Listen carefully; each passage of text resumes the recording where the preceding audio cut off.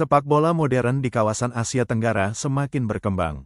Persaingan timnas Indonesia dan Malaysia, dua negara dengan rivalitas panjang, bukan hanya terjadi di lapangan, tapi juga dalam strategi perekrutan pemain. Salah satu isu yang paling ramai diperbincangkan adalah naturalisasi pemain. Meski sama-sama melakukan naturalisasi, Indonesia dan Malaysia punya pendekatan, alasan, bahkan dampak yang berbeda. Mari kita ulas secara lebih dalam. Naturalisasi di Indonesia, memulangkan darah Nusantara. Program naturalisasi timnas Indonesia mulai serius digarap sejak era kepemimpinan Sintayong dan dukungan langsung dari PSSI serta pemerintah. Fokus utama Indonesia adalah pemain keturunan, yakni mereka yang memiliki darah Indonesia dari orang tua, kakek, atau nenek. Nama-nama seperti Jordi Amat, Sandy Walsh, Ivar Jenner, Justin Hubner, Jay Izzes, dan Rafael Struijk adalah contoh nyata. Mereka lahir, tumbuh, dan berkarir di Eropa, tetapi punya ikatan darah dengan Indonesia. Strategi ini dipandang publik lebih bisa diterima.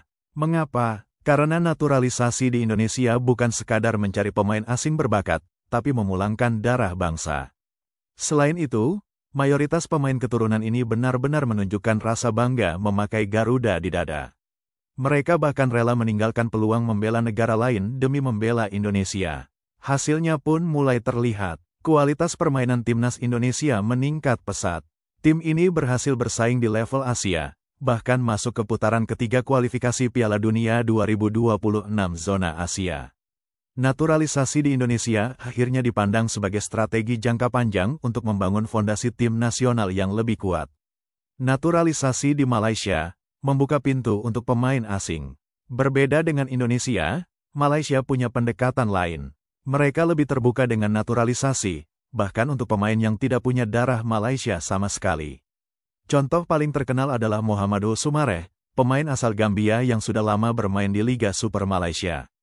Kemudian ada Liridon Krasniki asal Kosovo dan Guilherme de Paula dari Brasil. Mereka diberikan kewarganegaraan karena dianggap bisa meningkatkan performa tim nasional dengan pengalaman dan kualitas individu. Strategi ini memang membuat timnas Malaysia mendapat tambahan tenaga instan. Namun, pendekatan ini tidak selalu mulus. Ada kritik dari sebagian supporter yang menilai naturalisasi Malaysia terlalu pragmatis. Banyak yang berpendapat bahwa pemain tanpa ikatan darah seringkali tidak punya keterikatan emosional yang kuat dengan lambang negara. Kontroversi dan sanksi FIFA. Isu naturalisasi Malaysia semakin panas setelah FIFA menjatuhkan sanksi kepada FAM, Federasi Sepak Bola Malaysia, serta 7 pemain naturalisasi. Alasannya adalah dugaan manipulasi atau ketidakberesan dalam dokumen naturalisasi. Sanksi ini sangat berat. FAM didenda ratusan ribu franc Swiss, sementara para pemain dijatuhi larangan bermain selama 12 bulan plus denda individu. Meski AFC menegaskan bahwa timnas Malaysia tetap boleh bertanding, reputasi mereka jelas tercoreng. Sebaliknya, Indonesia sejauh ini relatif aman dari masalah administrasi karena naturalisasi yang dijalankan berbasis hukum keluarga. Setiap proses disahkan oleh DPR dan Presiden, sehingga lebih kuat secara legal. Perbandingan sikap publik. Menariknya, perbedaan ini juga terlihat dari sikap publik. Di Indonesia, naturalisasi banyak didukung, bahkan menjadi kebanggaan. Suporter melihat para pemain keturunan sebagai anak bangsa yang kembali. Sedangkan di Malaysia, dukungan publik lebih terbelah. Ada yang mendukung karena melihat kualitas pemain asing bisa mengangkat tim, tapi tak sedikit juga yang mengkritik, menyebut naturalisasi hanya solusi instan yang tidak membangun sistem sepak bola nasional. Pelajaran untuk sepak bola ASEAN. Dari perbandingan ini, kita bisa menarik pelajaran penting. Indonesia menekankan naturalisasi sebagai jalan memulangkan keturunan bangsa dan memperkuat identitas nasional.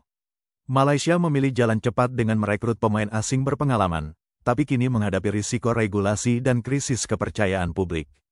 Naturalisasi memang sah dalam aturan FIFA, tapi harus dilakukan dengan transparan, adil, dan punya arah jangka panjang.